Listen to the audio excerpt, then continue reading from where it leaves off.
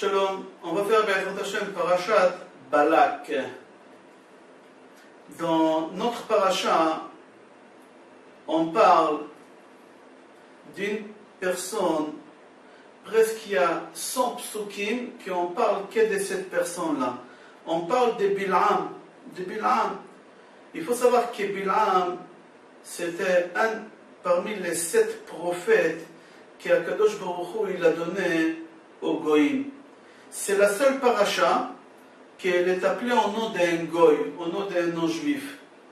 Certes, il y a parachat Yitro, mais il faut savoir qu'Yitro il s'est converti au judaïsme. Yitro, il a fait Kiddush Hashem, il a sanctifié le nom de Hashem dans le monde entier. Alors c'est normal qu'il aura un parachat. Mais ici on voit que cette personnalité, Bil'am, qu'on parle de lui dans notre paracha, dans toute la paracha, il y a 104 psukim.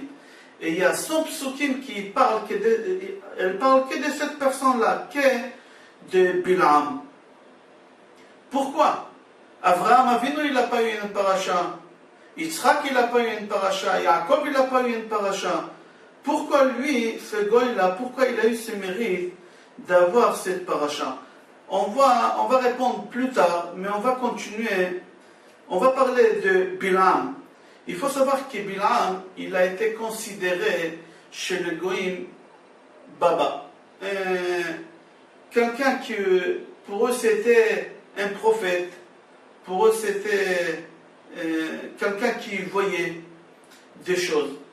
Et chaque fois quand ils avaient une question, ils avaient un problème, alors les gens, ils allaient voir Bil'am, avoir des conseils. La Gemara Brachot, page Kuftet Zain Amud Bet, dit comme ça, que au moment qu'Akadosh Baruch Hu il a donné la Torah au Béné Israël, dans le monde entier il y avait un silence. On n'a entendu aucun bruit, ni les oiseaux, ni rien, un silence. Les Goïm, ils ont eu très peur, ils ne savaient pas. Ils ont cru qu'Akadosh Baruch Hu il va détruire le monde. Ils ont cru qu'il y a encore le Maboul et le déluge qui va tomber. Tout de suite, ils ont couru chez Bil'am. Ils ont dit à Bil'am, est-ce qu'il va y avoir le déluge? Il leur a dit non, c'est marqué Hachem la Maboul Yashav. Le Maboul, Hachem, il ne mettra plus, il a promis. Ils lui ont dit peut-être la déluge de l'eau, non, mais peut-être il va y avoir une déluge du feu. Il leur a dit non, ne vous inquiétez pas, Hachem oz le'amo iten. Hachem, il donne oz, il donne la force, il donne la Torah au Béné Israël. Eux, quand ils ont entendu ça, ils ont dit Hachem evarech et amo bashalom, qui se débrouillent entre eux, qui restent en paix, qui nous laissent en paix, qui ne tuent pas. De cette histoire, on voit que chaque fois quand ils avaient une peur, ou ils avaient une question, ou ils avaient un problème, les goïms, ils partaient voir qui? En première, ils partaient voir leur baba, ils partaient voir Bil'am. La Gemara pose la question, pourquoi Kadosh Baruch Hu il a donné des prophètes aussi aux Goïm? Pourquoi il leur a donné des prophètes? La Gemara répond parce que Kadosh Baruch Hu il a dit que Be'ezrat Hashem la'atid lavo, à la fin des temps, quand le Mashiach il va venir, et les Goïm ils vont voir la vérité, la réalité et le salaire, et ils vont dire à Kadosh Baruch Hu, pourquoi tu nous as pas donné aussi des prophètes? Ils nous auront mis sur le droit chemin. Tu as donné des prophètes aux Juifs, nous tu nous as pas donné. Akadosh Baruch Hu il leur a donné des prophètes qui ont un mavdil, le même équivalent que les prophètes juifs. Je donne un exemple. Le plus grand prophète que nous on a eu les juifs, c'est Moshe Rabbeinu. Moshe Rabbeinu, le plus grand prophète. Akadosh Baruch Hu il leur a donné aussi un prophète aussi grand que Moshe Rabbeinu, pour qu'ils ne disent pas pourquoi nous on a plus que Akadosh Baruch Hu, à Mavdil, il leur a donné un prophète aussi grand que Moshe Rabbeinu. Moshe Rabbeinu, c'était la Kedusha. Bil'am, c'était la Tum'a, c'était l'impureté. Toutes ces forces qu'il avait, c'était l'impureté, mais il pouvait faire des choses comme Moshe Rabbeinu. Pourquoi Akadosh Baruch Hu, il a fait ça? On dit, Ze le'omat, ze asa Hashem. Chaque chose qu'Akadosh Baruch Hu, il a donné au Béné Israël, il a donné aussi au Goïm. Mais seulement, la différence c'est que eux c'est des forces de la Touma et nous c'est les forces de la Gdusha. Et pourquoi Kadosh Baruch Hu il a fait ça? Pour que la Atid la vol les Goïm, ils ne vont pas dire pourquoi. Pourquoi nous on n'a pas eu? Peut-être on aurait été dans le droit chemin, il nous aurait éclairé, comme Moshe Rabbeinu il a éclairé les béné Israël. Rashi dit, c'est marqué, Lokam Navi Israël ke Moshe. Il faut jouer avec le mot. Lokam Navi, on n'a pas eu encore un prophète chez les Juifs, chez béné Israël, chez les Juifs, comme Moshe. Mais chez les Goïm, oui, ils ont eu comme Moshe Rabbeinu. Mais dans la Touma, c'est qui? C'est Bilam. Comme ça, hein, Rachid dit. Il y a une Gemara, et pas seulement une Gemara, Shulchan Aruch, Yoredea Siman Shin Nun Vav, et aussi le Khatam Sofer, et Gemara Baba Batra, page Yudalet Amud Bet, il y a quelque chose qui dit qu'il est un peu choquant, qu'on ne comprend pas. Et on va voir l'explication. C'est marqué comme ça, Moshe Katav Sifro, ou Parashat Bilam. Moshe il a écrit son livre, c'est-à-dire la Torah, et aussi il a écrit la Parashat de Bilam, Balak, la Parashat Balak.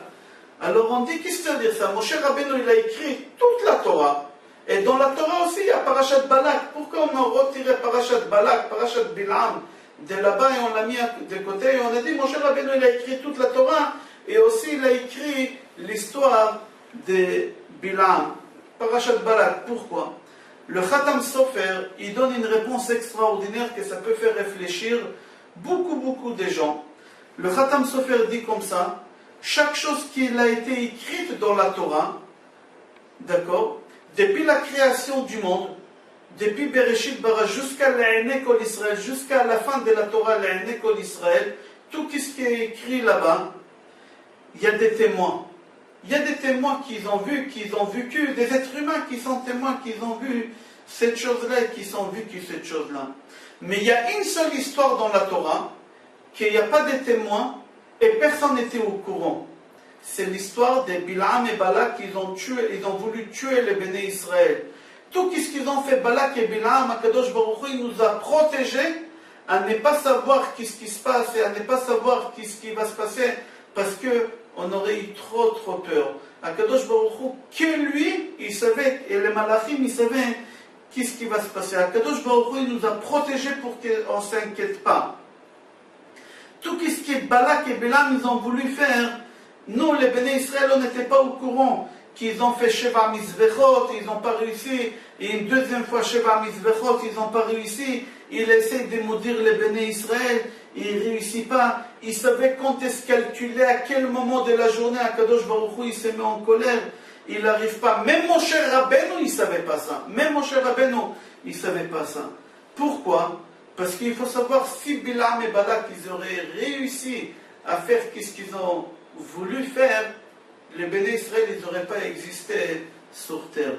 Et c'est pour ça, c'est marqué que Moshe Rabbeinu, il a écrit la Torah, et après il a écrit Parashat Balak, parce qu'Akadosh Baruch Hu, il lui a caché même à Moshe Rabbeinu.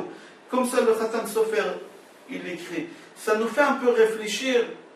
Des fois, on demande à Akadosh Baruch Hu les pourquoi, et pourquoi ci, et pourquoi ça. Si on savait tout ce qu'on devait avoir, mais Akadosh Baruch Hu, tellement il nous aime, il nous a protégés qu'on ne sait même pas ce qu'on devait avoir, Chas v'Shalom, ça fait réfléchir énormément.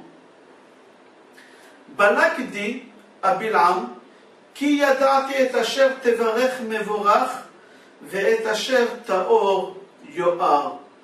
Balak dit à Bilam, je sais que tout ce que tu vas bénir, il sera béni, et tout celui-là que tu vas maudire, il sera maudit. Or HaChaim HaKadosh, Be'ezrat Hashem, la Elula de Or HaChaim HaKadosh, c'est bientôt, il dit que c'est des mensonges. Qu'est-ce que Balak a dit à Bilam? C'est des gros mensonges. Pourquoi? Il dit Bilam, il n'avait aucune force de bracha. Il n'avait aucune force de bénédiction. Qu'est-ce qu'on dit ici que je savais que tu as une force de bénédiction? Il dit, la chose que tu vas me dire qui est bénie, c'est pas Bilam qui pouvait bénir. Bilam, il n'avait aucune force de bénédiction. Tout ce que Bilam bénit, ça a été déjà béni. C'est pas Bilam qui l'a béni. Bilam, il n'a aucune force de bénédiction. Or, HaChaim HaKadosh, il dit, c'est impossible que Bilam, il a une force de bénédiction. Pourquoi c'est impossible que Bilam, il a une force de bénédiction? Parce qu'il y a une Mishnah dans Pirkei Avot Perek Hei qui dit comme ça. qu'une des mauvaises midot, mauvais traits de caractère que Bilam Aracha il avait, c'est Aïn Ra, mauvais œil. D'accord? Il dit celui qui a un mauvais œil, il ne peut pas bénir. Et si Bilam il avait, et si la Mishnah dit que Bilam il avait la mauvaise œil, il ne peut pas bénir parce que la Gemara dit dans Sota, Aïn, Tov Aïn, Hu Yevarech, Al Tikri Hu Yevorach, Al Tikri Hu Yevorach, Ella Yevarech. La Gemara dit qui peut faire la bénédiction en quelqu'un d'autre? C'est lui qui a un bon œil. Mais celui qui n'a pas un bon œil, il ne peut pas bénir. Et c'est marqué que Bilam Aracha, la Mishnah dit Mefourash, que Bilam Aracha, Aïn Ra'a, il avait un mauvais œil. Alors s'il avait un mauvais œil, il ne peut pas bénir, comme ça Or HaChaim HaKadosh dit. Alors comment Balak dit sur Bilam qu'il a béni et Asher Tevarech Yevorach? C'est impossible que lui il fait des brachot, que Bilam il fait des brachot. C'est du mensonge. Et c'est pour cela Or HaChaim HaKadosh dit, Da, sache, que mis à part que c'était un gros sorcier, il ne pouvait rien faire, Bilam. Bilam c'était quelqu'un qui savait lire dans les étoiles et savait qu'est-ce qui a été béni, et il faisait croire qu'il bénissait. Il faisait croire qu'il bénissait les gens. Comme il l'a fait avec Balak. Il faut savoir que Balak il est devenu roi.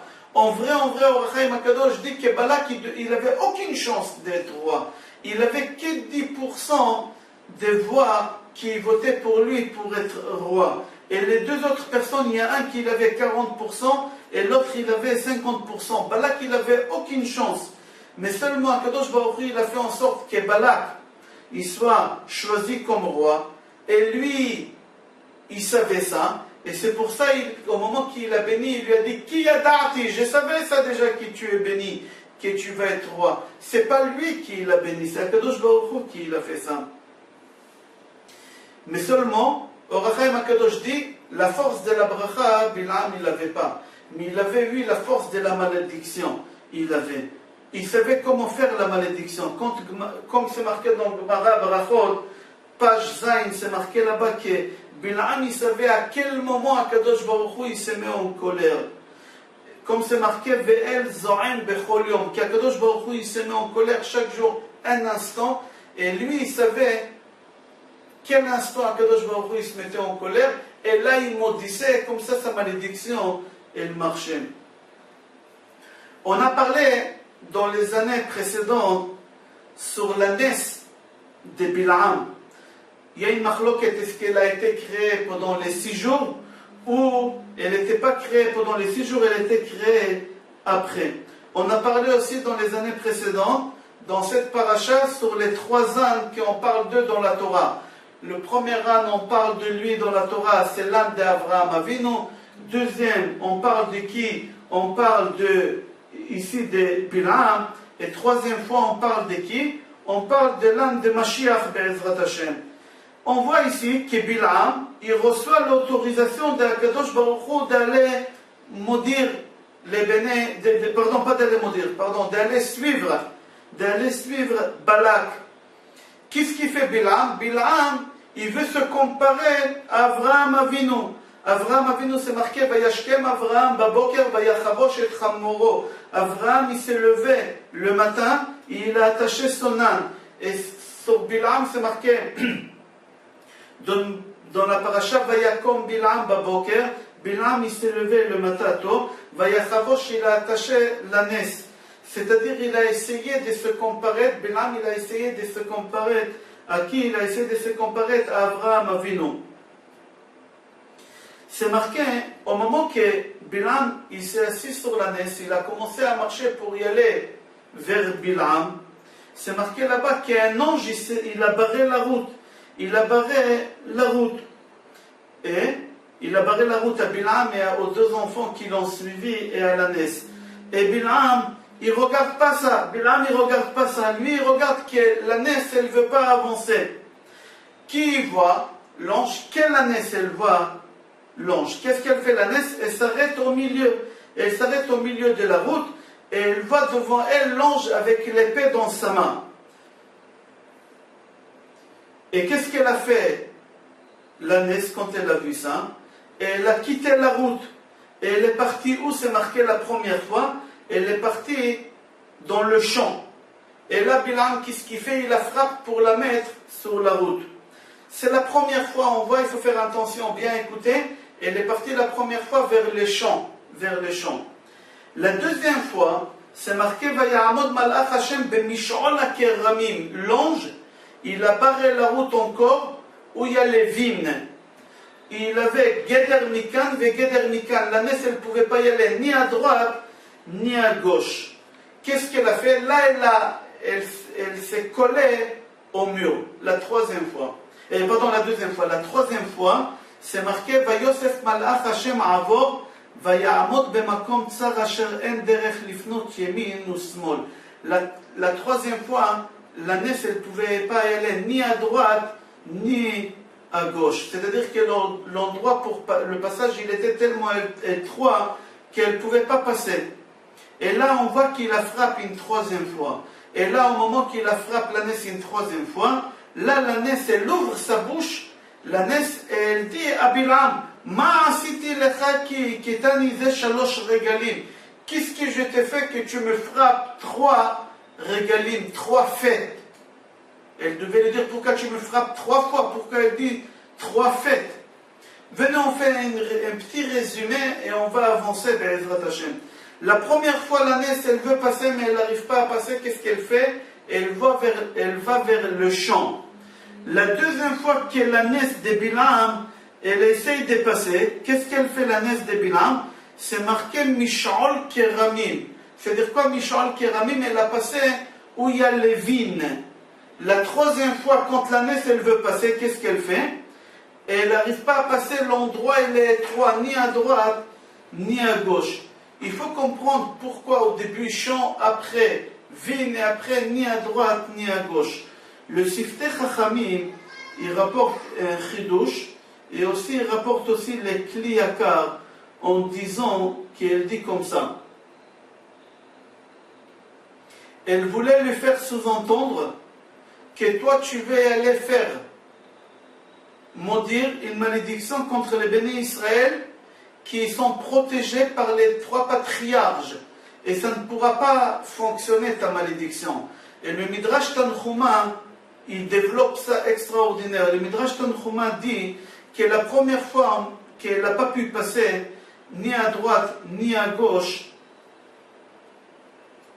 la première fois elle a pu passer à droite et à gauche, et elle est partie dans le champ. La deuxième fois, elle n'a pas pu passer à droite, mais à gauche, oui, seulement un seul côté.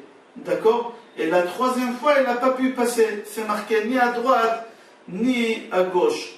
C'est quoi ces signes-là? Le Midrash Tanchuma dit, au début, il a voulu maudire les bénis Israël. Il a pensé à Avraham Avinu. Qu'Avraham Avinu, il avait à droite et à gauche. Je peux les maudire. Pourquoi? Parce qu'à droite, il a eu Ishmaël.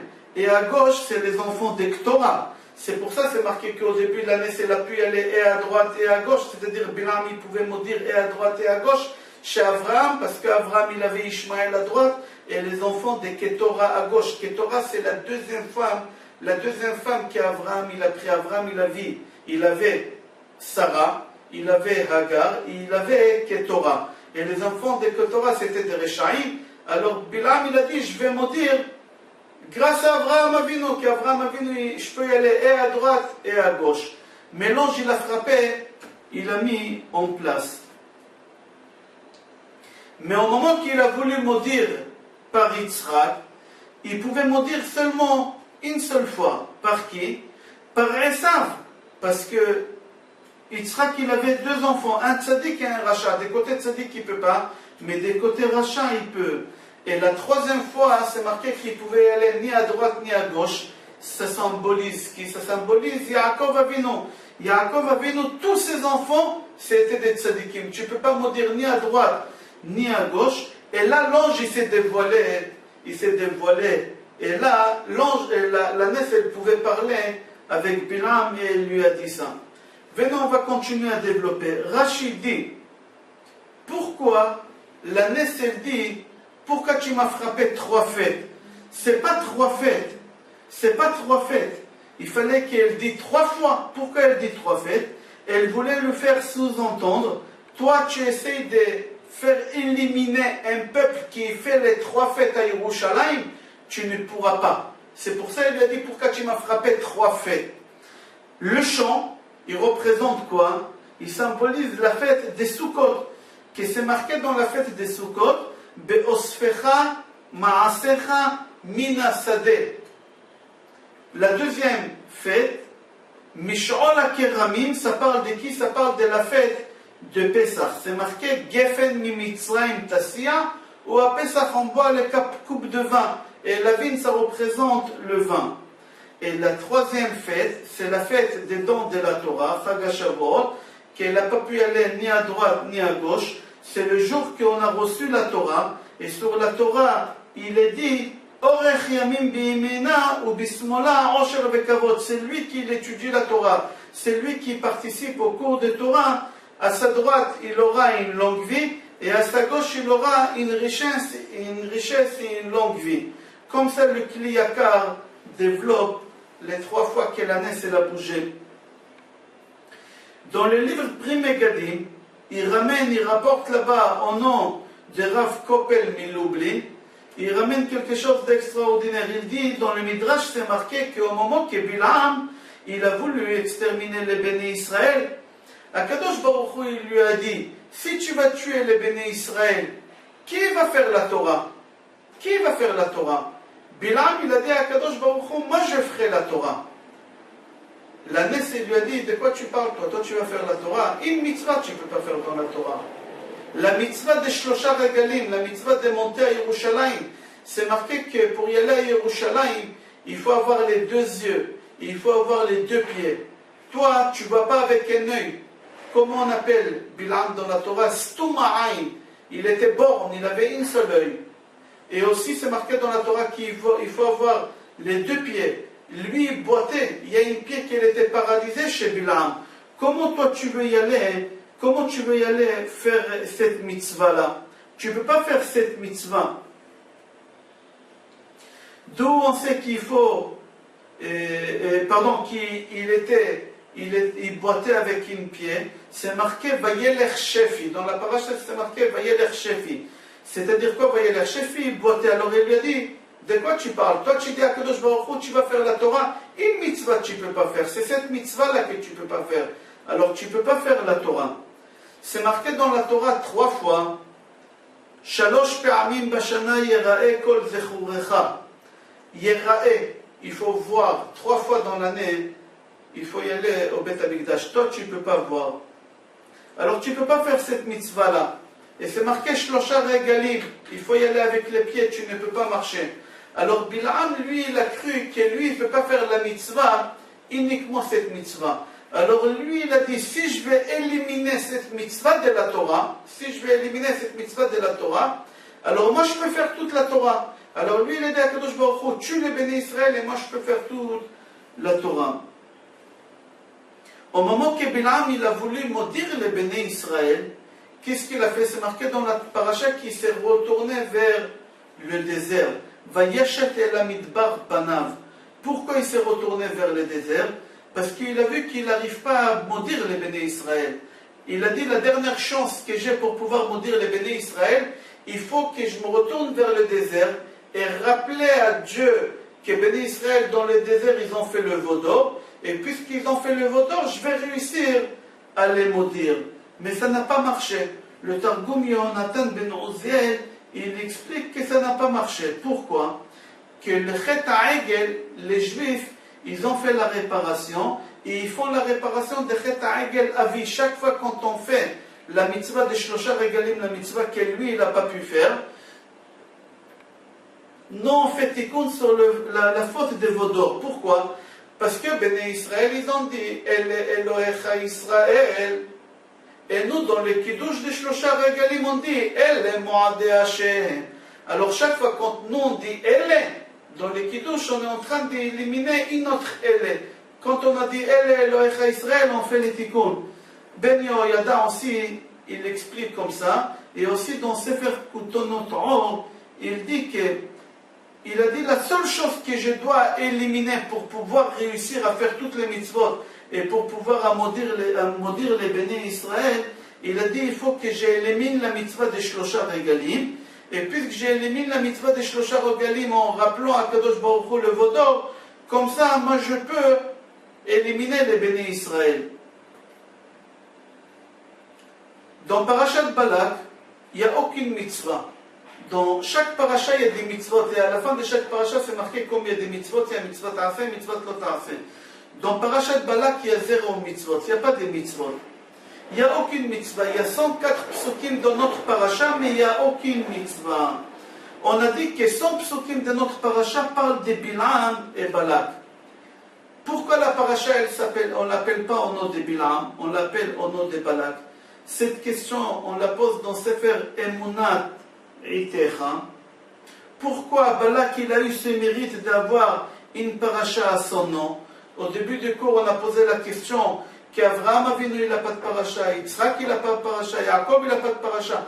Certes, Yitro il a une paracha, mais il a fait tchouva. On a dit, mais pourquoi Balak il a eu une paracha à son nom? Alors là-bas, il dit, tu veux ou tu veux pas, le Mashiach il va sortir de lui.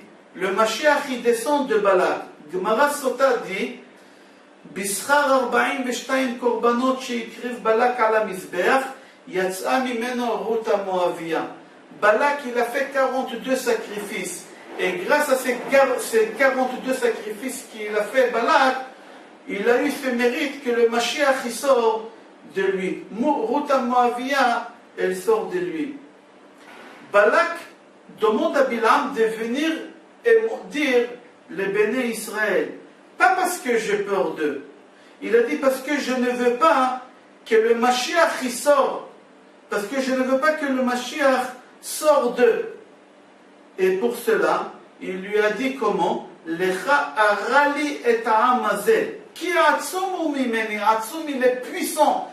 De qui? De moi. Am Israël, il va être très très puissant. De qui? De moi. Grâce à moi, il va être puissant. Je suis le grand-père de Ruta Moavia. C'est marqué Vayagar Moav Minaam Kiravu. Vayagar Moav, il a eu peur Kirav. C'est quoi Rav? Resh Bet. Resh, c'est Ruth. Bet, c'est Boaz. Il savait que Boaz et Ruth 2, il va sortir le Mashiach. Et il n'a pas voulu. Il a dit, viens, je veux les exterminer maintenant. Comme ça, le Mashiach, il ne sortira pas de peuple juif. Il sortira de Moav, de moi seul. C'est-à-dire, Bilam, au lieu de maudire, il va expliquer à Balak comment le Mashiach il va venir. Regarder dans Targum Yonatan ben Oziel, il lui dit là-bas la fin des temps exactement qu'est-ce qu'on est en train de vivre. Il lui dit là-bas qu'il va y avoir des bateaux qui vont venir sur Israël, le Marmara, etc. Vraiment, il est en train de dévoiler là-bas, Yonatan ben Oziel, il est en train de dévoiler tous les secrets de la fin des temps.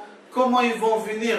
Et dans les brachot de Bilam, on voit aussi, lui, il dévoile la fin des temps, comment il va être.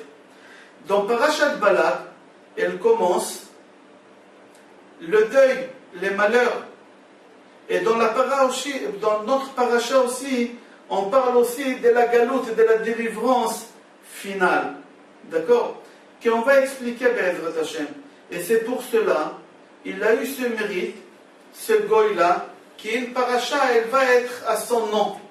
Balak, il a eu cette chance d'avoir une paracha à son nom. Pourquoi? Parce que de lui, ils vont sortir Ruth et tous les descendants de Mashiach jusqu'à David, Be'ezrat Hashem.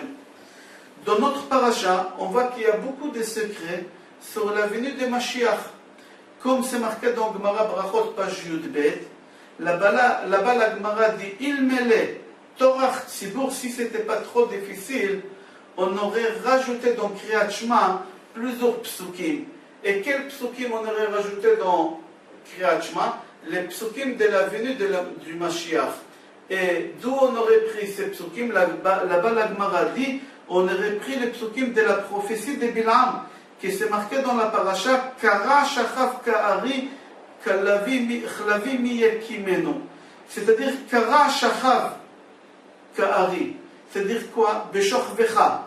Uchlavi miyekimeno, ça veut dire uvkumecha. C'est-à-dire dans la paracha, on voit qu'il y a ici Beshochvecha uvkumecha, Et ces psukim, ils étaient dits de qui? De Bilam, d'un goy. C'est quoi? Quelle prophétie voulait dire Bilam? Beshorvecha, c'était au début de cet exil. Ufkumecha, c'est le début de l'exil. C'est-à-dire, dans notre paracha, on voit qu'on parle dans les secrets, dans les sodotes, début d'exil et la fin de l'exil. J'aurais voulu parler ici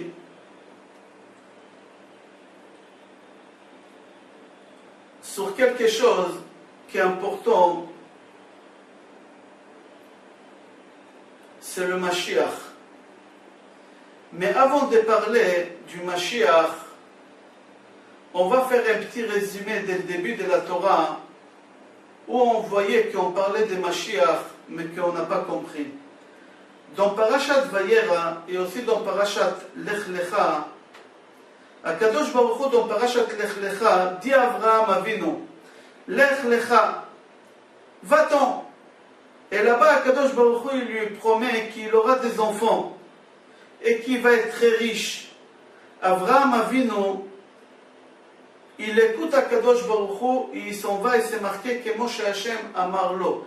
Comme Hachem il lui a dit, c'est-à-dire lui il est parti, pas parce qu'il aura des enfants, pas parce qu'il va être riche, lui il est parti parce que Hachem il lui a dit, parce que Hachem il lui a dit. Avraham, Akadosh Baruch Hu lui demande de partir seul. Mais si vous regardez dans Parashat Lech Lecha, Avraham il part pas seul, il prend quelqu'un avec lui. Qui va avec lui? Avraham il prend avec lui Lot. On va poser à peu près une dizaine de questions. Mais les réponses, ça sera à la fin, quand on va dévoiler tous les secrets qu'on ne voit pas au moment qu'on lit ces parachiotes là au début de la Torah. Pourquoi Abraham il prend avec lui Lot? Akadosh Baruch Hu, il t'a pas dit de prendre Lot avec toi. Akadosh Baruch Hu t'a dit de partir seul. Et c'est marqué clairement qu'Abraham il prend avec lui Lot. Abraham Avinu, il arrive en Égypte et il dit à Sarah, sa femme, Yadati ki isha yefat, que tu es une belle femme. Et maintenant, les Égyptiens, ils voudront me tuer. Ils voudront me tuer. Et pour cela, à chaque fois quand les Égyptiens ils vont te demander qui je suis pour toi, alors s'il te plaît, dis que tu es ma sœur. Pourquoi? Comme ça, ils vont me faire du bien. Et comme ça, je vais rester en vie. Mais il y a un problème. Avraham, il n'est pas parti seul. Avraham, il a pris l'autre avec lui. L'autre, il va balancer aux Égyptiens qu'Avraham et Sarah, ils sont mariés. Ce n'est pas des frères et des sœurs. Mais on n'a pas peur, on ne craint pas. Et Avraham, il ne craint pas de ça. Pourquoi? Parce qu'Avraham, il a vu que l'autre, il était assis. Et il bougeait la tête en disant oui. Chaque fois quand Avraham il disait c'est ma soeur, ou Sarah il disait c'est mon frère, l'autre il bougeait la tête, il ne parlait pas, il disait oui, oui, oui. Pourquoi l'autre il faisait ça? On va expliquer ça aussi. C'est marqué qu'Avraham Avinu, kaved bakesef, kaved batson bazav ve'ohalim. Avraham Avinu il était très très riche. Il avait d'argent, il avait d'or, il avait des bétails. Il avait des tentes en pluriel. On dit pourquoi la Torah elle parle ici des tentes en pluriel. Tout d'abord, quelqu'un qui a beaucoup de tentes, ça ne veut pas dire qu'il est riche. Quelqu'un qui a beaucoup de tentes, il n'a pas besoin de toutes ces tentes-là. Une seule, ça lui suffit. Pourquoi la Torah ici, elle parle des tentes en pluriel? Et en plus, elle dit qu'il est riche parce qu'il a des tentes. Ce n'est pas parce que tu as beaucoup de tentes. Ça veut dire que tu es riche. Pourquoi la Torah, elle dit qu'il y a tout ça? La Torah ici, elle dit que aussi Lot, il était riche. D'où Lot, il a eu cette richesse que la Torah dit? Tout simplement parce qu'il a suivi Abraham et il se servait des poussières qui tombaient d'Abraham. Quand je dis poussière, pour Abraham Avinu, c'était considéré comme poussière, mais pour Lot, c'était une richesse extraordinaire. Et c'est pour cela, Abraham et Lot, ils étaient très riches. Et ils avaient des bergers ils s'occupaient de leurs troupeaux. Et Rachid dit que les bergers d'Abraham, ils se disputaient avec les bergers de l'autre. Pourquoi? Parce que les bergers de l'autre, ils ne faisaient pas attention du gazelle, du vol. Ils ne faisaient pas attention du vol et c'est pour ça qu'ils se disputaient. Tout de suite après cette histoire-là, on voit qu'Abraham avait nous dit à l'autre, il paraît de alay. Et Rachid, lui dit que je ne m'éloigne pas trop de toi. On va se séparer, mais je ne m'éloigne pas trop de toi. Si tu as besoin de moi, d'un aide, je suis là, je serai là tout de suite pour venir t'aider. Et on a vu que vraiment l'autre, il avait besoin d'Abraham, comme c'est marqué là-bas, Vaishma Abraham qui nishba l'autre. Abraham, il a entendu que l'autre s'est fait prisonnier. Et là, on voit dans la paracha que l'autre Abraham se sépare, l'autre il est parti habiter à Sodome, comme c'est marqué là-bas, que les habitants de Sodome, ils sont Anashim Ra'im Vechata'im, la Hashem. Après, on voit que la Torah, elle nous raconte une histoire longue, il y a une vingtaine de psukim, que cette histoire, à première vue, elle ne nous intéresse pas du tout, et on ne voit pas de quel intérêt la Torah, elle nous raconte cette histoire. Mais cette histoire, c'est la naissance de Mashiach. Comment? C'est marqué, la paracha là-bas, elle nous raconte qu'il y a 4 rois qui sont partis faire la guerre contre 5 autres rois. Les 4 rois qui sont partis faire la guerre, c'était Amrapel, Arior, Kedala Omer, Vetidal. Ils sont partis faire la guerre contre 4-5 rois, Bera, Melech Sdom, Borsha Melech Amora, Shinav Melech Adama, Sham'ever Melech Tzvoim, et Bela. Et le roi Bela, les 5 rois, ils ont fait la guerre. Qu'est-ce qui nous intéresse, la guerre entre ces 4 rois-là et 5 rois-là? À la première vue, ça ne nous intéresse pas du tout. Ça ne nous intéresse pas du tout. Abraham, qu'est-ce qu'il fait? Il sort en guerre contre eux. Pourquoi? Il faut savoir que le roi qu'on a dit Amrapel, c'était qui Amrapel? Amrapel, en réalité, c'était Nimrod. Nimrod, qu'est-ce qu'il a fait? Il a jeté Abraham dans la fournaise et Abraham, il est sorti vivant. Mais Abraham, il essaye de tuer, mais Nimrod, Amrapel, il essaye de tuer Abraham Avinu. Il ne sait pas comment le tuer. Chachamim nous raconte pourquoi la Torah, elle parle de cette histoire-là. Pourquoi 4 rois contre 5 rois? On a eu beaucoup de guerres, on a vu que beaucoup de guerres, et la Torah, elle n'a pas parlé d'eux. Pourquoi cette guerre-là, elle attache l'histoire juive dans cette guerre-là? Il y a des guerres qu'on ne parle pas d'eux, mais il y a des chants, par exemple, Sichon Melech HaEmori ki l'olam chasdo, ou l'Og Melech HaBashan ki l'olam chasdo. On n'arrive pas à comprendre. Et il faut savoir que dans la Torah, il y a 304 805 lettres. S'il manque une lettre dans la Torah elle n'est pas cachère.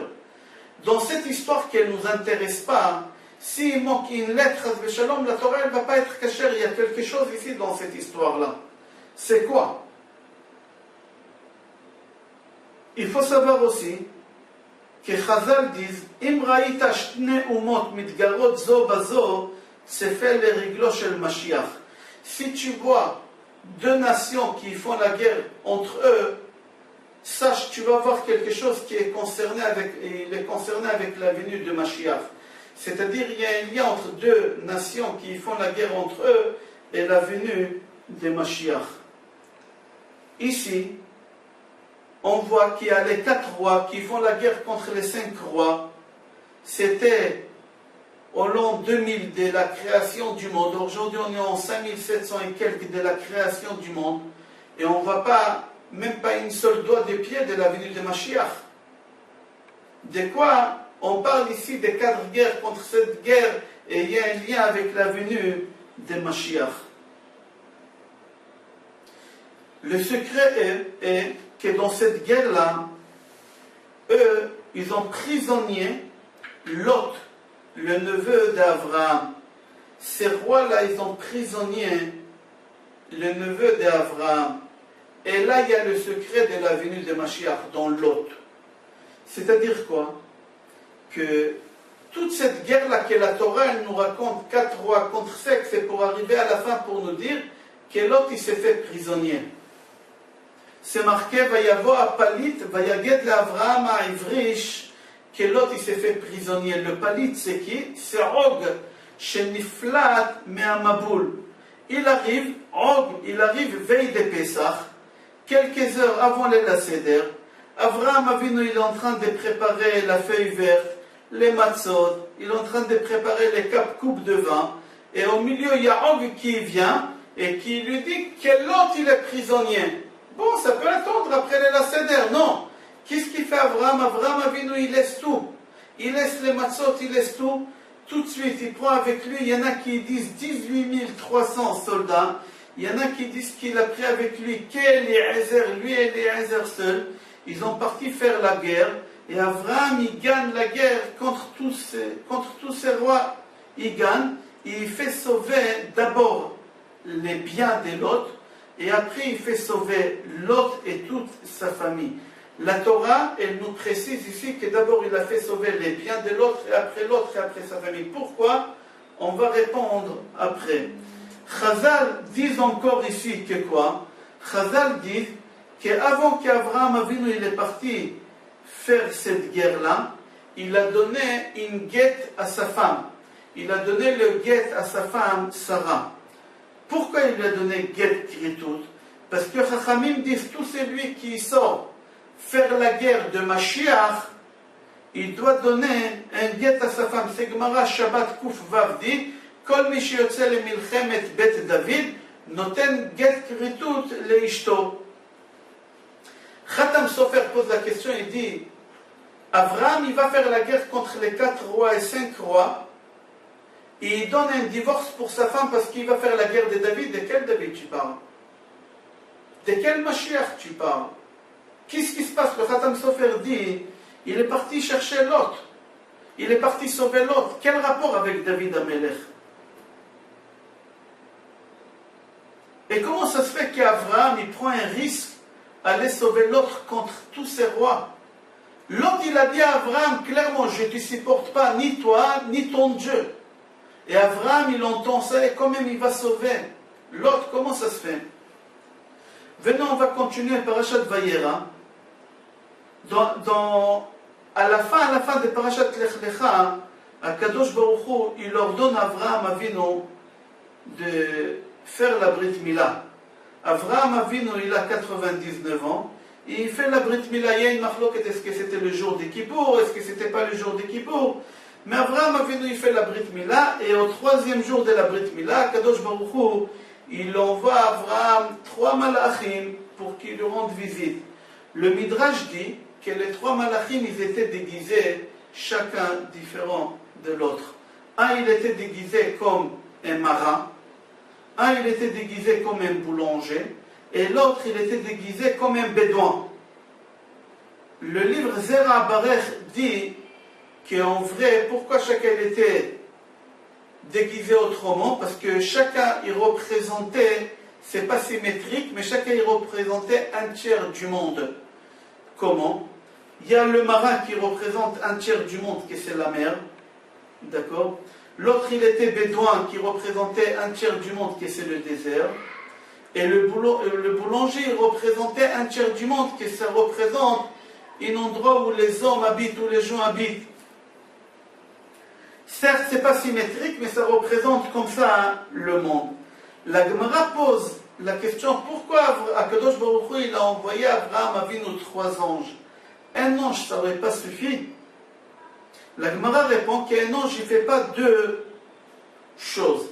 Là, il était obligé d'envoyer les 3 anges. Raphaël, c'est pour guérir Avraham. Gabriel, c'est la force, c'est pour détruire Sodome. Michaël, il annonce des bonnes nouvelles. Et c'est pour ça, Michaël, il est venu annoncer ici à Sarah qu'elle aura un enfant. on pose la question, si Gabriel il est venu détruire Sédom, pourquoi il est venu avec eux chez Abraham? Il a qu'à aller chez Sédom directement. Qu'est-ce qu'il a à faire chez Abraham? On répond qu'au moment qu'Akadosh Baruch Hu il a créé le monde, les Malachim ils n'ont pas voulu qu'Hachem il crée le monde. Akadosh Baruch Hu il leur a dit oui, je vais créer le monde même si les gens ils font des péchés. Même pour une seule personne, j'ai envie de créer le monde qui fasse du bien. Qui? Abraham Avinu. Maintenant qu'Abraham Avinu est dans ce monde, tous les malachim ils veulent aller voir qui c'est cette personne que Dieu il veut créer le monde pour lui. C'est pour ça l'ange Gabriel il est parti chez Abraham, après il est parti chez Sédom. Il a voulu d'abord voir Abraham Avinu, c'était qui? Les anges, ils finissent leur mission chez Abraham Avinu. Et deux des anges, ils vont chez l'autre le soir. Gabriel, il vient détruire Sédom. Qui c'est le deuxième ange qui est venu avec Gabriel? La Gemara dit c'était Michaël. Pourquoi Michaël il est venu? Puisqu'on a dit qu'un ange, il ne fait pas deux missions. Il est venu annoncer à Sarah. Et là maintenant, lui, il arrive à Sédom. Pourquoi? Alors il est en train de faire deux missions. La Gemara dit, on déduit de là, qu'en vrai, il est venu faire une seule mission qui est liée avec Sarah et Sédom. C'est quoi le lien qu'il y a entre la maison de Sarah et sauver Lot à Sédom? Pour comprendre ça, on va développer ce qui s'est passé là-bas à Sédom. Les deux anges, ils arrivent à Sédom. Lot, il leur demande de rentrer chez lui à la maison. Sa femme, méchante, qu'est-ce qu'elle fait? Elle va prévenir indirectement les voisins qu'il y a des invités. Et à Sédom, on n'a pas le droit de faire rentrer des invités. Comment elle prévient les voisins? Elle leur dit à 2h du matin, vous avez un peu du sel, on a des voisins à la maison et on aimerait leur saler la salade. Ah, des invités? Tout de suite, qu'est-ce qui s'est passé? Tous les habitants de Lot et de Sédom, ils sont venus, ils ont entouré la maison de Lot. Mais Akadosh Baruch Hu, il les a aveuglés, ils n'ont pas trouvé la porte pour rentrer à la maison. Les anges, ils ont aveuglé. Les malachim disent à Lot, il faut que vous quittez Sédom. Pourquoi? Parce qu'on va détruire cette ville. Le matin, les anges disent à Lot, prends ta femme et tes deux filles qui se trouvent là et partez. Le Midrash pose la question, qu'est-ce que veut dire ça, tes deux filles qui se trouvent là? Et prends tes deux filles, ils sont là, on les voit, il y a ta femme, il y a tes deux filles, et toi partez. Pourquoi ils utilisent le mot trouve? Les deux filles qui se trouvent là. Shte bnotecha animtsaot. Qu'est-ce que veut dire ça, animtsaot, qui se trouve là?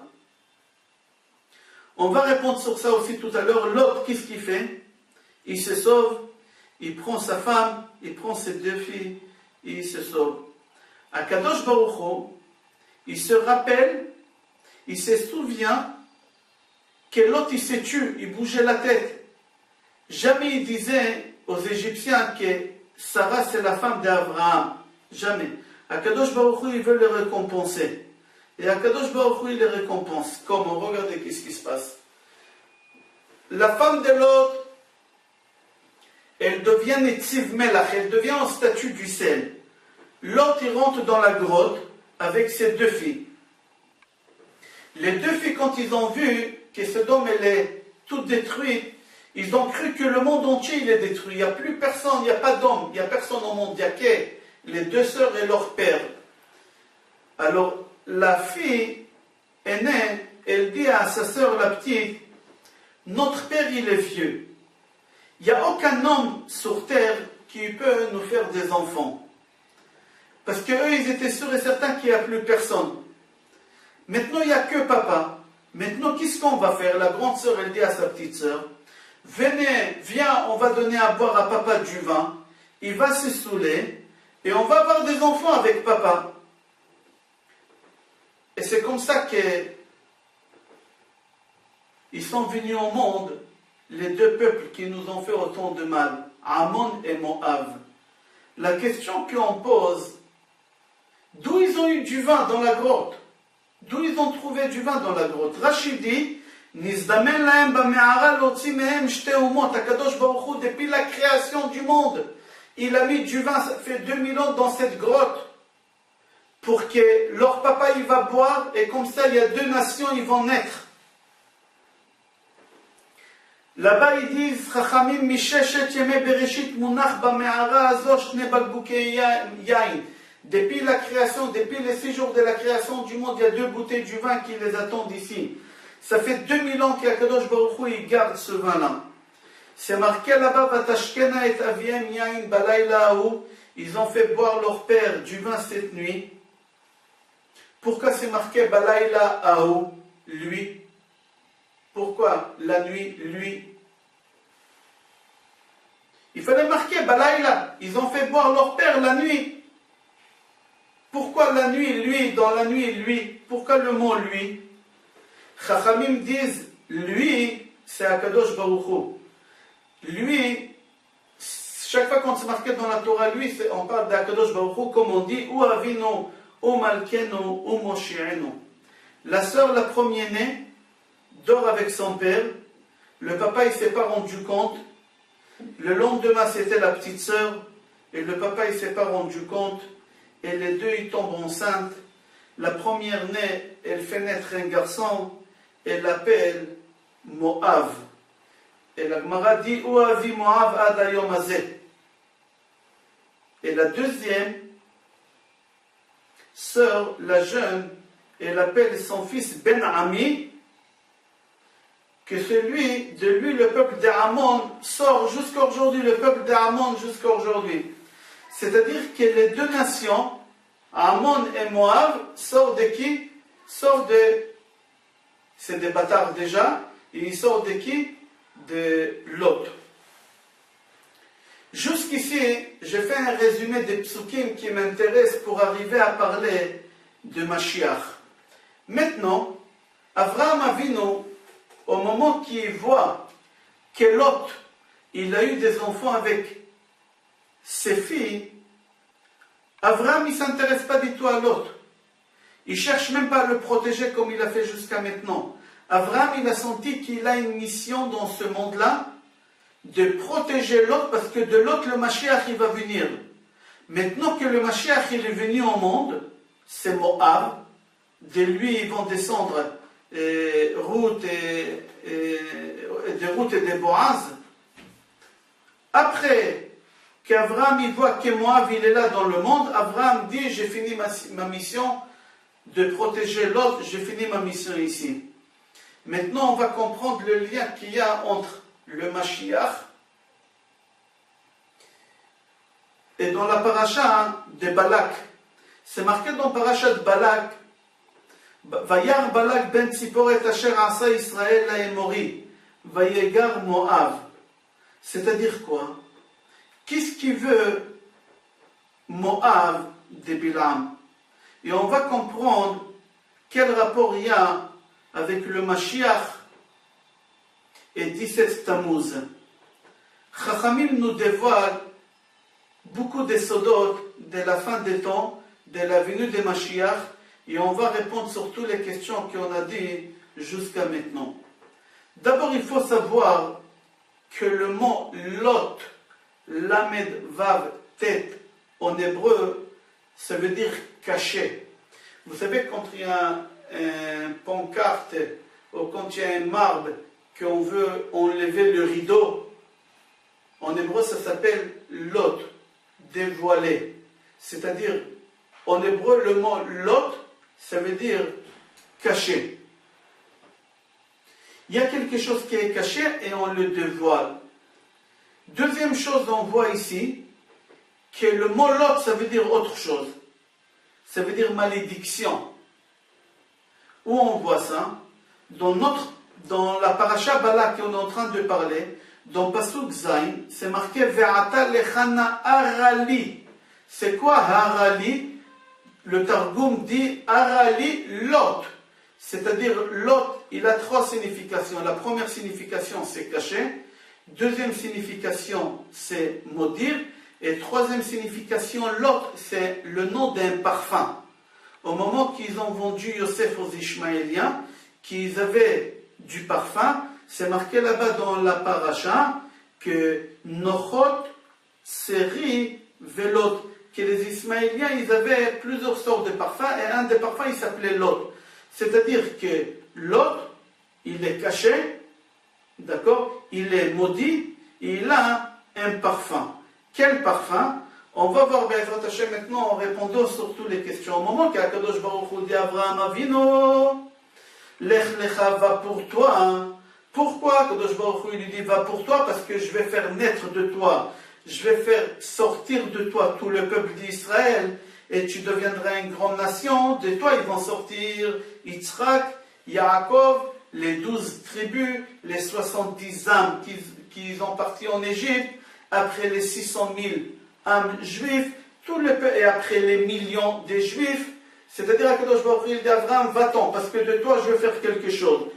Abraham Avinu nous dit, si le peuple d'Israël doit sortir de moi, je suis obligé de prendre avec moi l'autre. Même si Hachem ne m'a pas dit de prendre avec moi l'autre, moi je suis obligé de prendre avec moi l'autre. Pourquoi? Parce qu'Abraham, il savait que de l'autre naîtra le Mashiach. De l'autre, il va sortir Moab. De Moab, il va sortir Eglon. De Eglon, il va sortir Ruth. De Ruth, il va sortir Oved. Et Oved, Ishaï. Et Ishaï, David. Et David, le Mashiach. Et c'est pour ça qu'il a dit, puisque de moi, Béné Israël, ils doivent naître, de moi, il doit sortir tout le peuple juif. Et le but final du peuple juif dans ce monde-là, c'est de ramener le Mashiach. Alors moi, je représente le peuple juif. Je dois faire attention à l'autre que de lui, le Mashiach, il doit sortir. Et c'est pour ça Abraham, il a pris avec lui l'autre, pour le garder à côté de lui, très très proche de lui, pour le protéger. Pourquoi l'autre, il a eu ce mérite d'avoir que le Mashiach, il sortira de lui? Pour la simple raison que le papa de l'autre, c'était Haran. Haran, c'était le frère d'Abraham. Au moment qu'on a jeté Abraham dans la fournaise, qu'est-ce qui s'est passé? Abraham, il était en train de brûler là-bas. Et là, Nimrod dit à Haran, le frère d'Abraham, dis-moi, tu écoutes qui? Tu suis quel Dieu? Mon Dieu à moi ou le Dieu de ton frère Abraham? Haran dit à Nimrod, si mon frère sort vivant du feu, je suis le Dieu de mon frère, c'est logique. Mais si mon frère meurt là-bas, il ne sort pas, je suis ton Dieu. Là-bas, on dit qu'Abraham, il est sorti vivant. Et Haran, il a dit à Nimrod, moi je suis le Dieu de mon frère. Qu'est-ce qu'il fait Nimrod? Il prend Haran, il le jette dans le feu. Et là, Nimrod, il fait Kiddush Hashem, la sanctification de Hashem dans le monde entier, lui aussi. Il prend le risque de mourir. Haran sort vivant, mais pas entier. Il est mort quelques heures après chez lui à la maison. Mais il a sanctifié le nom de Hachem en disant une chose pareille, que je suis le Dieu d'Abraham, et on l'a jeté dans la fournaise, etc. Dieu, il a récompensé, suite à ça, que de lui, il va sortir le Mashiach. Plus loin, on voit qu'Abraham et Lot, ils avaient des tentes. On a dit, pourquoi on dit qu'Abraham, il était riche et qu'il avait des tentes? Quelle richesse ça symbolise une tente? Les têtes des veaux qu'il avait Abraham, l'or, l'argent, ça représente une richesse. Mais des tentes, ça représente quelle richesse? Amar Rav Tuvia, Mazé Ohalim, c'est quoi les tentes? Quand on dit qu'Abraham il avait beaucoup de tentes, c'est quoi les tentes? Alors, Amar Rav Tuvia, Shne Pradot Tovot Yetsu Mimeno, Ruta Moavia Venaama Ha'amonit, Ishto Shel Shlomo HaMelech Sholshelet, Amlucha Yetsaha Mimeno. Quand on parle des tentes, on ne parle pas des tentes que tu penses. On parle ici des deux tentes. Quelles tentes? On parle des tentes qui vont sortir de Lot. C'est deux nations qui vont sortir de Lot. D'accord? C'est Ammon et Moab. Et c'est ça la richesse. C'est une richesse énorme. Après, on voit là-bas qu'il y avait une dispute entre les bergers d'Abraham et les bergers de Lot. Abraham, il dit à Lot, Iparadna me'alai.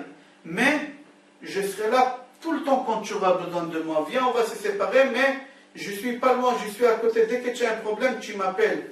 Abraham, il a peur. Abraham, il veut protéger l'autre. Mais Abraham, il ne peut pas le garder trop proche. Il dit, si tu as besoin, je serai là.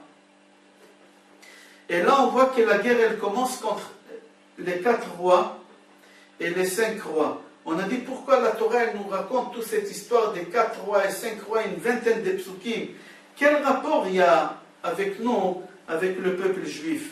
La Gemara dit, oui, il y a une raison et il y a un rapport. C'est quoi? C'est que l'autre, ils l'ont fait arrêter. Et l'autre, il est très très important pour le peuple juif. L'autre, il est très très important pour le peuple juif. Pourquoi? Parce qu'on a dit, au moment que tu vois 2 nations qui se disputent entre eux, sache que il y a le Mashiach qui est là. Abraham, il voit qu'il y a 2 nations, plus l'autre, il est au milieu.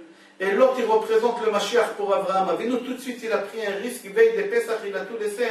Il est parti sauver l'autre. Alors on a dit, quel Mashiach on a vu depuis cette guerre-là, des 4 rois et 5 rois. C'était 2000 ans à la création du monde. Et aujourd'hui, on est en 5774 de la création du monde.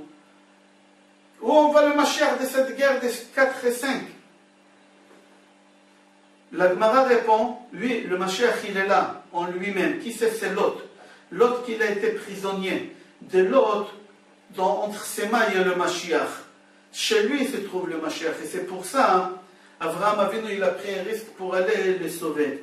Pourquoi les 4 rois, ils ont fait la guerre contre les 5? Parce que dans les 5 rois, il y a Sédom. Et Sédom, qui habitait à Sédom, c'était Lot. Et toutes les guerres qu'ils ont fait, ils ont voulu, leur but c'était attraper Lot en réalité. Contre les 4 rois, ils ont fait contre les 5, ils ont caché. C'est pour ça Lot, ça s'appelle caché. Ils ont caché la raison pourquoi ils font la guerre contre les 5 rois. Parce qu'en réalité, ils ont voulu atteindre Sédom, que Sédom là-bas, il y a Lot. Abraham Avinu, ils ont dit, on attrape Lot. Abraham Avinu, il va venir sauver Lot. Et en même temps, d'une pierre, on fait 2 coups. Et on aura Abraham Avinu, et on aura aussi Lot. Et comme ça, il n'y a plus l'histoire des peuples juifs. Il n'y a ni le Messie, ni Abraham, ni rien du tout. Chachamim ont dit qu'Abraham Avinu, il a donné une guette à sa femme, guette kritout. Et guette kritout, kol mishiotze le milchemet bet David, tout celui qui sort faire la guerre pour le Mashiach, il donne ce guette-là. Alors quel rapport ici, Ben David et le guette qu'Abraham il donne à sa femme? On dit, oui, bien sûr. Cette guerre-là, c'était le but pour aller sauver l'autre. Et l'autre, c'est qui? C'est le Mashiach qui va sortir de lui. C'est toute la tribu de David, elle va sortir de lui. Alors c'est pour ça, Abraham Avinu, il va donner à sa femme un guette kritout. On continue. Au moment que les 3 malachim arrivent chez Abraham Avinu, Gabriel, Raphaël ou Michaël, on a dit que les 2 anges, ils ont parti à Sédom le soir. Et on a dit qu'un ange ne fait pas de mission. Et là, on voit que Gabriel, il est parti détruire Sédom et Michaël sauvait l'autre. Et comment ça se fait que Michaël, il est venu annoncer à Sarah la bonne nouvelle et en même temps aller sauver l'autre? On a dit qu'un ange ne fait pas de travail. Alors seulement on dit qu'il y a un lien entre la maison d'Abraham et l'autre. Pourquoi? Le Chiddushei HaRim dit que Michaël, il est parti voir est-ce qu'il peut sauver l'autre. Il ne savait pas. Je peux sauver l'autre, lui ou non? Parce que l'autre, c'est Moab. Et Moab, on n'a pas le droit de se marier avec eux. Alors, qu'est-ce qu'il fait Michaël? Michaël, il va demander la halakha à Abraham Avinu. Est-ce que je peux sauver l'autre, lui ou non? Parce que l'autre, c'est des Moab. Et on n'a pas le droit de se marier avec Moab. C'est marqué à Solaim la Bobeka Lachem. Qu'est-ce qu'il fait Michaël? Il va chez Abraham. Mais Michaël, il ne pose pas la question à Abraham, est-ce qu'il peut sauver l'autre, lui ou non? Qu'est-ce qu'il fait, Michaël? Michaël arrive chez Abraham, et qui reçoit les malachim? Abraham. Les malachim demandent à Abraham Avinu, elle est où ta femme? Abraham, il leur dit, ma femme, elle est à la maison. Ça ne se fait pas qu'une femme sort recevoir les hommes. C'est que les hommes qui doivent recevoir les invités. Tout de suite, ils ont eu la réponse sur leur question. Ils ont dit, les Moavim, les hommes, ils n'ont pas sorti. Avec eux, on n'a pas le droit de se marier. Mais les Moaviotes qui n'ont pas sorti, ils ne sont pas responsables parce qu'Abraham il vient de nous dire que les femmes, ils ne sortent pas, ils sont pudiques les femmes. Alors on n'a rien à reprocher aux femmes moabites. Alors on peut se marier avec les femmes moabites. Alors si on peut se marier avec les femmes moabites, mon devoir maintenant c'est d'aller chez Abraham à Sédom pour sauver l'autre. J'ai eu ma réponse, c'est-à-dire qu'en vrai il a fait une seule mission. Il est parti savoir est-ce qu'il peut aller sauver l'autre à Sédom, oui ou non.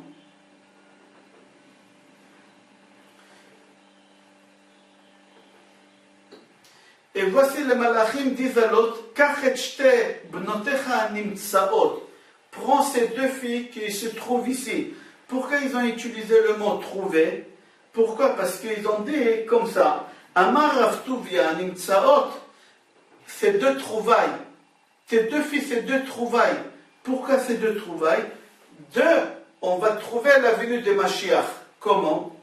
Ruth à Moavia, elle sortira, et Naaman à Ammonite, elle sortira. Et c'est pour ça qu'ils ont utilisé le mot trouvaille. Pourquoi? Parce qu'on va trouver deux, le Mashiach Be'ezrat Hashem. On voit aussi qu'à Kadosh Baruch Hu, depuis les 6 jours de la création, il prépare 2 bouteilles du vin dans la grotte. C'est-à-dire, depuis la création du monde, déjà, Kadosh Baruch Hu, il prépare la venue de Mashiach. 2000 ans, il y a 2 bouteilles du vin qu'ils attendent dans cette grotte-là, que grâce à ces 2 bouteilles du vin, il naîtra le Mashiach.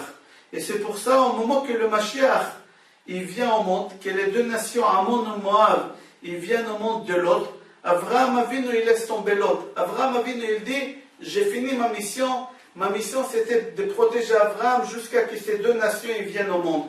À partir du moment que les 2 filles, ils ont eu ce qu'ils ont eu avec leur père et qu'ils ont tombé enceintes, Abraham, il a dit, j'ai plus besoin de l'autre. Le Hari HaKadosh, il dit comme ça, Vaishlach malachim el Bil'am ben Be'or Petora. C'est-à-dire quoi Petora? Qu'est-ce qui veut dire le mot Petora? Rashi dit, Shem Makom, c'est le nom d'un endroit où il a envoyé le malachim qui s'appelle Petora. Le Harizal, il n'est pas d'accord avec Rashi. Le Harizal dit, il dit Petora, ça veut dire table. Pourquoi? On voit ça dans Parashat Trouma, c'est marqué Ve'asita shulchan atse shitim. C'est quoi Ve'asita shulchan? Tu fabriqueras une table. Là-bas, le Targum dit Petora, tu fabriques à Petora. C'est-à-dire que Petora, ce n'est pas le nom d'un endroit, c'est le nom d'une table. Et c'est pour ça Balak, il envoie Bilam Petora. C'est-à-dire quoi il envoie à Petora? Il lui dit, viens vite, il y a un roi qui va sortir de moi. C'est-à-dire quoi un roi qui va sortir de moi? C'est le roi David Amelech, le roi Mashiach. Et moi, je ne veux pas qu'il sorte de moi. Je veux arrêter tout ça, je ne veux pas qu'il sorte de moi. Le Hari HaKadosh, il dit que l'erreur que Korach, il a fait, c'est qu'il a fait la même erreur Balak aussi. Pourquoi Korach, il a fait toutes ces disputes? Parce que Korach, il a vu que Shmuel, il sortira de lui. Et Shmuel, Shakul Keneged Moshe et Aaron. Shmuel, il avait l'équivalent de Moshe et Aaron ensemble.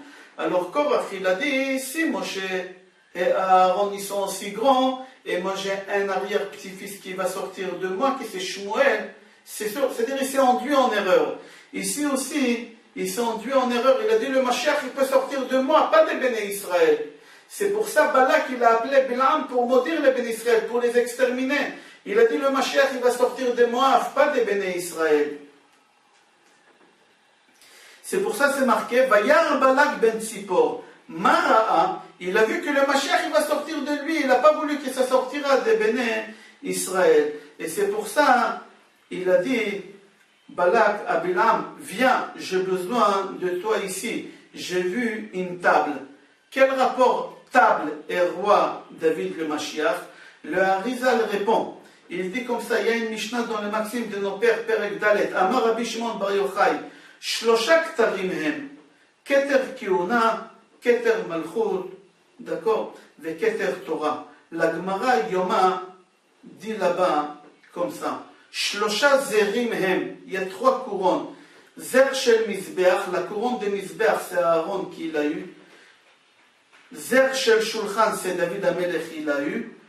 Zer Shel Aaron, עדיין מונח. רש"י il dit, זר של שולחן, la couronne de la table, qui l'a gagné, c'est le roi David. Pourquoi le roi David? Parce que le roi David, c'est roi, et la table, ça symbolise la royauté. Pourquoi la table, ça symbolise la royauté? Parce qu'on dit sur la table, on met des choses qui montent sur la table d'un roi. Alors c'est pour ça, Balak dit à Bilam, viens vite. J'ai vu Pétora, j'ai vu une table des rois. J'ai vu que David Amelech, il va sortir de moi.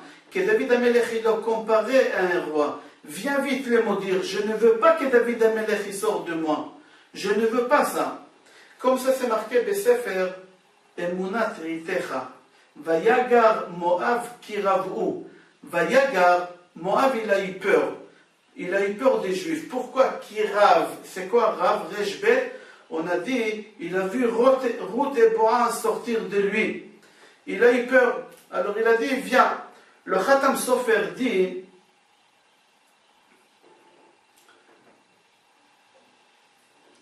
que en réalité, les Ammonim et Moavim, que ce soit mâle ou femelle, ils n'avaient pas le droit de venir de se marier avec le peuple juif.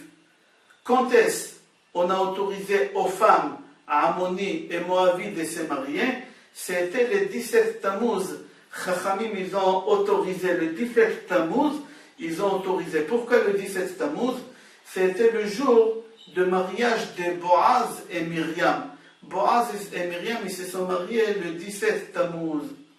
Aaron à Cohen, il savait ça, que le 17 Tammuz, on va autoriser Ammonim et Moavim de se marier. Il savait que le 17 Tammuz, Ruth et Boaz, ils vont se marier. C'est pour ça, il a dit à Aaron, au béni Israël, au moment qu'ils ont voulu, ils lui ont demandé, fais-nous un veau d'or. Il leur a dit, le machar ki yom chag la Hashem hulanu. Demain, ça sera un jour de fête pour nous. Quel jour de fête, nous, les Juifs, on aura le 17 Tammuz? Pourquoi il leur a dit? Demain, c'est le veau d'or, c'est pas un jour de fête. Dans Sefer Emunat Ritecha, il répond, chag la Hashem, que le 17 Tammuz, on va autoriser aux femmes à Ammoni et à Moavi de se marier avec le peuple juif. Et comme c'est le Mashiach, il viendra au monde. Combien de temps Boaz il a vécu avec Ruth? La Gemara dit une seule nuit. Et dans cette nuit de mariage, la nuit des noces, Boaz il est mort. Mais c'est pas grave que Boaz il est mort. Pourquoi? Parce que Ruth elle est tombée enceinte et il a laissé Boaz derrière lui le Mashiach dans ce monde-là. Et ce sera la fin des temps, la délivrance finale. Si vous prenez les dernières lettres de Balak et Bilam, ça va sortir Amalek, Aïn Mem, Lamed Kouf. Pourquoi? Parce que Amalek, il veut exterminer, il veut éliminer le peuple juif. Et c'est pour ça le 17 Tammuz, il est sorti toujours, le 17 Tammuz, il sort toujours en même temps que Parashat Balak. Pourquoi? De Balak, il est sorti Ammon et Moab. Amalekim, ils ont sorti. C'est leur naissance dans cette paracha-là. Et c'est pour ça, dans cette paracha aussi, on la lit le 17 Tammuz. On a fait un résumé des cours aussi de Mashiach. Je vous souhaite, Be'ezrat Hashem, et on se souhaite tous ensemble, Be'ezrat Hashem, on aura le mérite de voir le Mashiach, Tzidkenu Bekarov Mamash. Bracha ve'atzlacha, Geula krova lavo, Mamash Bekarov, Amen. Kol tov.